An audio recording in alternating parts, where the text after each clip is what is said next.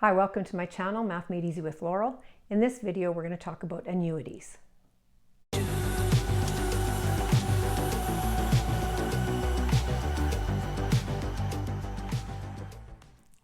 The definition for an annuity is a continuous stream of equal payments at regular intervals.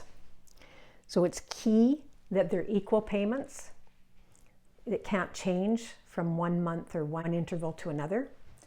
And the intervals have to be the same length of time. Those intervals can be monthly, semi-annually, annually, quarterly, weekly, and so on.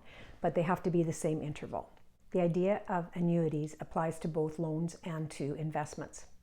Basically, we can split annuities into 4 different types, and we're going to start off by splitting them into 2 types. One's called an ordinary annuity, and the other is called Annuity Due. The definition of an ordinary annuity is that the payment is at the end of the interval. So for example, if you had a car loan, the payment would be made at the end of the interval, which would probably be the end of the month, and so on. On the other hand, Annuity Due, the payment is made at the start of the interval. So for example, if we looked at an investment where you were putting money into the investment at the beginning of the interval instead of the end, then that would be Annuities Due. And with each of these types, they can be further divided into 2 types. Those 2 types are simple and general for both. And the way to determine whether it's simple or general is whether the number of compound periods matches the number of payment periods. Specifically with simple annuities, the number of payments per year will equal the number of compound periods per year. For example, if you had monthly payments and the investment or the loan was compounded monthly, then that would be simple. Similarly, simple Annuities Due, the number of payments per year will equal the number of compound periods per year. On the other hand, general annuities are annuities where the payment schedule and the compounding schedule do not match, so the number of payments per year is not equivalent to the number of compound periods per year. So a good example of each of those with ordinary annuities is a car loan. Typically a car loan payments will be made monthly and the loan is compounded monthly. A really good example of an ordinary general annuity is a mortgage. Typically payments are made monthly or more frequently. However, mortgages are compounded semi-annually. So the compound periods per year would only be 2 and the payments per year would be more than that. Similarly with Annuity Due, general, the payments per year and the compound periods per year do not match. Let's take a look at 2 examples. Both are going to be simple, but one will be an ordinary and one will be Annuity Due. When you're finding the future value of any annuity, you find the sum of all of the future values for all of the annuity payments when they are moved to the last payment interval.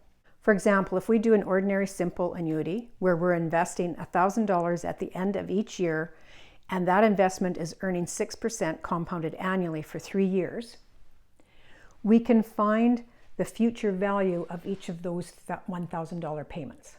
If we look at a timeline, we're going to start today. We're not making any investments today. At the end of 1 year, we're going to make an investment of $1,000. At the end of 2 years, we're going to make an investment of $1,000. And at the end of 3 years, we're going to invest $1,000. So what we want to know is what will it be equal to in total in 3 years. So I'm going to find the future value of this $1,000 payment, then the future value of this one, and the future value of this one, which is just $1,000. So in finding the future value of this payment, we take that value and multiply by 1 plus the interest rate, 1.06, raised to the power of how many compound periods until our future value date. You can see that it's 2. So the future value of this $1,000 investment will be $1,123.60 in 3 years. Let's find the future value of this payment.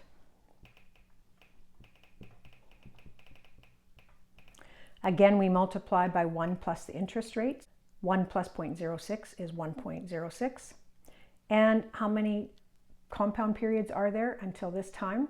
There's only 1. So the future value of this amount at this time will be $1,060. And our last payment, its future value is $1,000 because there hasn't been any time for interest to be earned on it.